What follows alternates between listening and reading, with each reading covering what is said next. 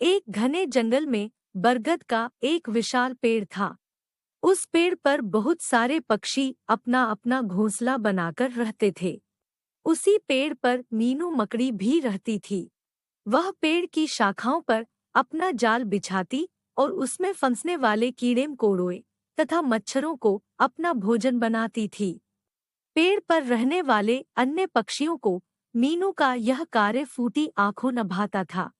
वे हमेशा उससे नाराज रहते थे, परंतु मीनू उनसे कुछ नहीं कह पाती, अपना मन मसोसकर रह जाती थी। एक दिन मंगरू कबूतर के झकाझक सफेद पंखों पर जाला लग गया।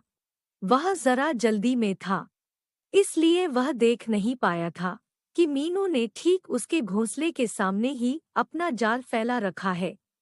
फिर क्या था, वह आग बूला होकर बोला, मीनू, तुझे जरा भी अक्ल नहीं है। मेरे नए कपड़े गंदे कर दिए, अब कपड़े बदलने पड़ेंगे। माफ करना मंगरू भैया, लेकिन आपने भी तो मेरा जाला तहस-नहस कर डाला है। मैं इसे सुबह से ही बुनने में लगी थी।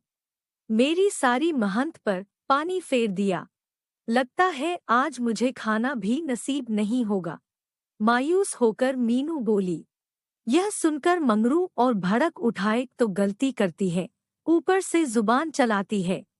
अभी बताता हूँ तुझे, कहकर वह उस पर झपटा। लेकिन मीनू सावधान थी। उसने फुर्ती से एक दरार में घुसकर अपनी जान बचाई। तब तक सारे पक्षी इकट्ठे हो गए। सभी ने मंगरू की हाँ में हाँ मिलाई। हरिया तोता बोला, वाकई मीनू बहुत गंदगी फैलाती है। जहाँ देखो वहीं अपना जाला बिछाकर कीड़े मकोड़े पकड़ने में जुट जाती है। पूरे पेड़ को गंदा कर रखा है। जरासी तो है, पर न जाने कितना खाती है। तुम बिल्कुल ठीक कहते हो हरिया भाई। उस दिन मेरा बेटा मिंकू इसके जाल में फंसकर गिरते गिरते बचा। मीनल गौरैया बोली। इस तरह गंदगी फैलाने वालों के लिए यहाँ कोई जगह नहीं है। अगर मीनू को यहाँ रहना है तो वह पूरी साफ सफाई से रहे, नहीं तो अपने लिए कोई दूसरी जगह तलाश कर ले। मंगरू ने अपना फैसला सुनाते हुए कहा और नदी की ओर नहाने के लिए उड़ गया। मीनू पेड़ की दरार में छिपी सबकी बातें सुन रही थी। वह बेचारी बहुत डरी हुई थी। शाम के समय वह डरते डरते मंगरू के घोंसले में पहुंची और उससे माफी मांगने लगी। तब तक मंगरू का भी गुस्सा शांत हो गया था। वह मुस्कुराते हुए बोला, कोई बात नहीं मीनू, अगर तुम गंदगी न फैलाओ तो भला मुझे तुम्हारे इस पेड़ पर रहने पर क्या एतराज हो सकता है। उसके बाद मीनू बिना जाल फैलाए ही किसी तरह कीड़े मकोड़ों और मच्छरों को पकड़कर अपना पेट भरती। इस प्रकार कीड़ों के पीछे दौड़ दौड़कर वह बहुत थक जाती थी, लेकिन पेड़ पर रहने वाले पक्षियों को उसकी कोई चिंता नहीं थी।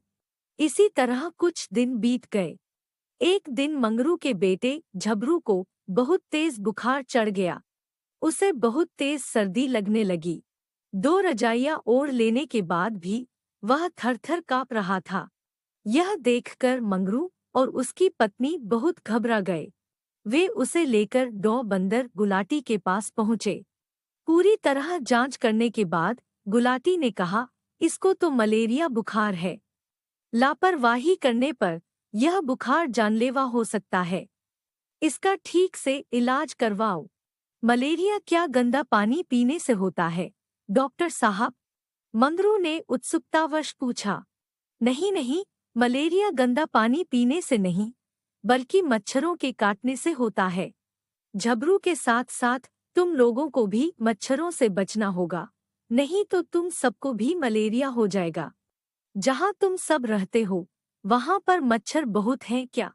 मंगरू बोला, हाँ डॉक्टर साहब, कुछ दिनों से हमारी बरगद कॉलोनी में मच्छरों की भरमार हो गई है।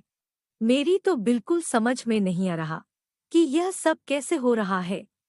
उसके बाद मंगरू डॉक्टर गुलाटी से दवा लेकर वापस चला आया।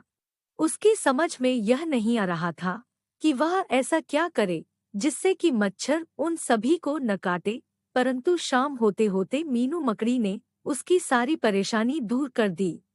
मंगरू भैया, यदि आप इजाजत दें तो मैं आपके घोंसले के चारों तरफ इस प्रकार अपने जाल का घेरा बना दूंगी कि मच्छर उसमें घुस ही नहीं पाएंगे।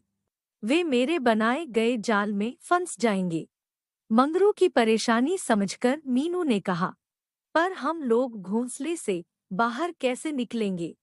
मंगरू की पत्नी ने पूछा। मीनू बोली, उसके लिए एक गुप्त रास्ता बना दूंगी दीदी।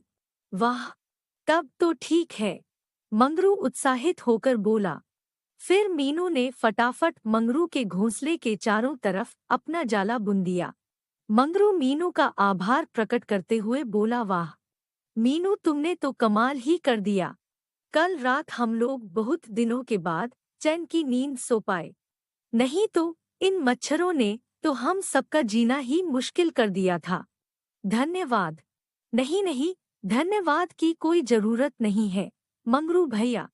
हम सब बरगद कॉलोनी के लोग एक परिवार के सदस्य की तरह ही हैं।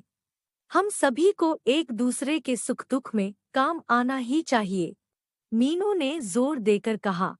मंगरू ने बड़े ही अफसोस के साथ कहा, तुम वाकई में बहुत अच्छी हो मीनू। उस दिन मैं बेकार में ही तुमसे नाराज हो गया था। मुझे माफ कर देना। मीनू ने कुछ नहीं कहा, केवल मुस्कुराती रही।